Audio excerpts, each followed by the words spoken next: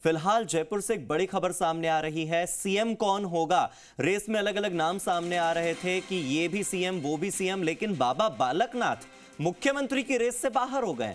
खबर ये सामने आ रही है कि तिजारा से विधायक बाबा बालकनाथ का बयान इस वक्त वायरल हो रहा है, जहां वो कह रहे हैं कि मुझे पार्टी और प्रधानमंत्री जी के नेतृत्व में जनता ने पहली बार सांसद और विधायक बनाकर राष्ट्र सेवा का अवसर दिया। चुनाव परिणाम आने के बाद से मीडिया और सोशल मीडिया पर चल रही चर्चाओं को आप नजरअंदाज करें। मुझे प्रधानमंत्री जी के मार्गदर्शन में अनुभव प्राप्त करना है। और मेरे सहयोगी विष्णु शर्मा जुड़ गए, सीधे विष्णु का रुख कर लेते हैं।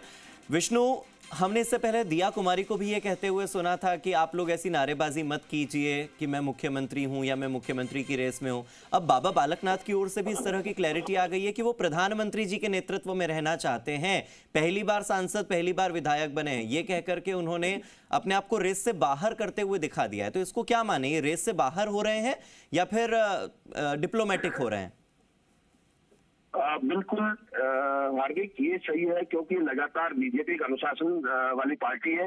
इसमें इस तरह के बयान शोभा नहीं देते और ये जो नाम चल रहे थे चर्चाओं में, इसको लेकर कहीं ना कहीं नेता डिप्लोमेटिक भी हो रहे हैं। क्योंकि यहाँ अगर जो अपने आप को आगे बढ़ाता है या आगे किस तरह के बयान देता है, जब मीडिया पूछती है तो कहीं ना कहीं पार्टी इसको लेकर नाराजगी व्यक्त कर सकती है। ये तमाम संभावनाओं को देखते हुए संभवतः बाबा बालकनाथ ने कहा है कि वो इस दौड़ में नहीं है। मैं प्रधानमंत्री नरेंद्र मोदी के नेतृत्व में जो है वहां काम कर रहे हैं। पहली बार सीखने का कुछ अनुभव प्राप्त करने का कोशिश कर रहे हैं। तो ये एक डिप्लोमेटिक बयान माना जा सकता है, क्योंकि कहीं ना कहीं चर्चाओं में नाम पहले देर से चल रहा है, सोशल मीडिया पर लगातार है।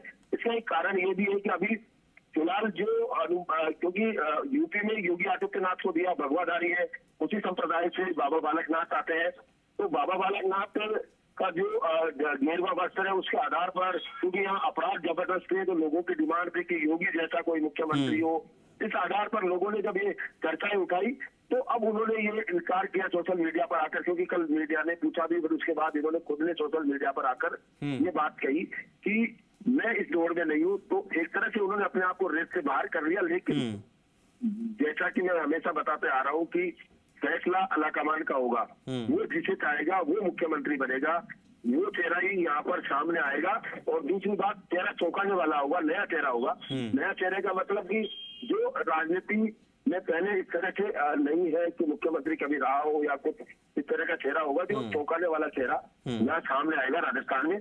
तो लेकिन विष्णु, जो डिप्लोमेसी आपको दिया कुमारी में नजर आई, जो डिप्लोमेसी आपको बाबा बालकनाथ में इस वक्त नजर आ रही है, वो डिप्लोमेसी वसुंधरा राजे में मिसिंग है, ऐसा क्यों?